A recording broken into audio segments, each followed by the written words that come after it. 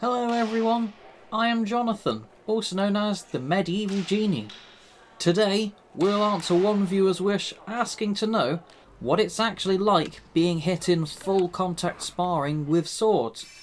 To give a background, I'm a historical European martial artist and have been both giving and receiving various forms of pain for around 8 years. I'm not an expert fighter, but I've been around long enough to see what beginners and experts do to each other in terms of injuries. I have struck with and been struck by various grades of weapons in my time, ranging from little sticks as a child all the way up to cutting my thumb open through the nail once with a sharp billhook. In terms of what we use to spar, you'll see in these clips examples of training weapons.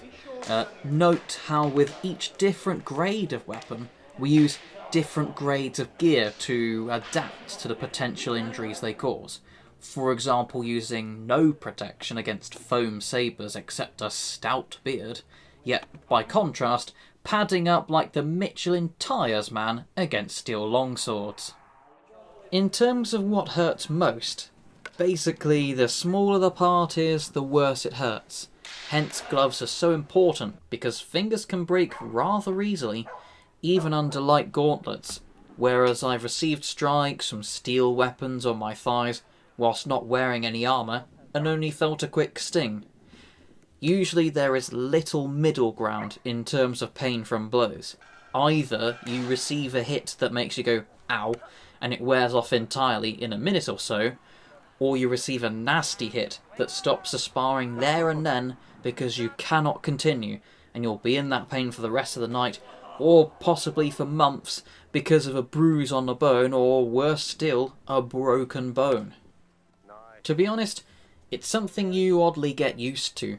In fact, when I look at how I used to fight at the very beginning, hunched over, cowering behind my blade and shutting my eyes tightly when anything came even remotely towards me, compared with these days, casually praising someone's skillful strike on my face and saying bravo as if they just beat me at chest, is almost astounding in hindsight.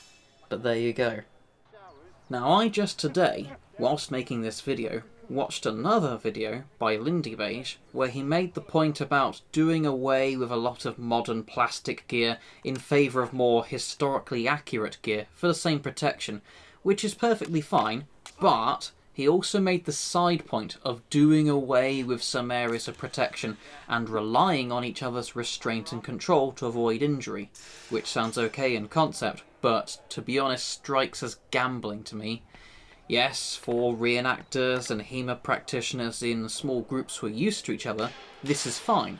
But in tournaments, events, and other scenarios where you meet strangers, you need to be prepared for the fact that they may not care about keeping each other reasonably safe as much as you do.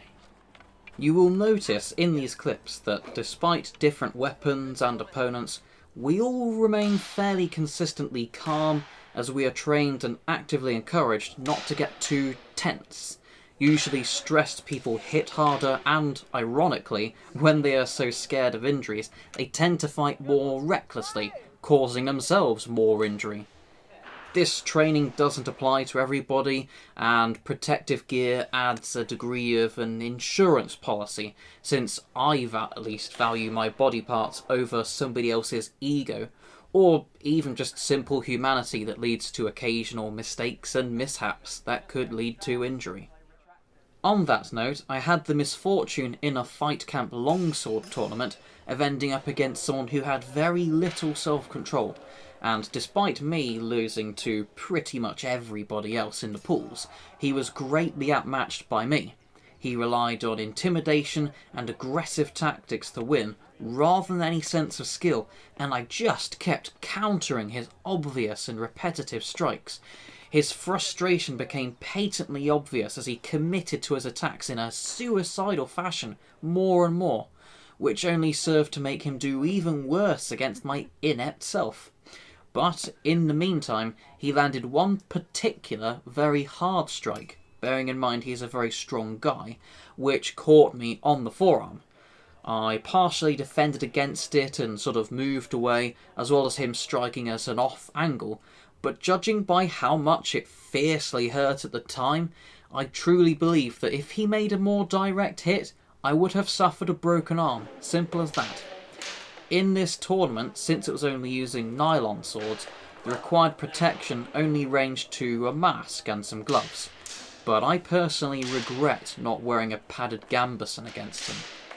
Rant aside, my point is that you should never feel discouraged from wearing proper armour to any training or competition.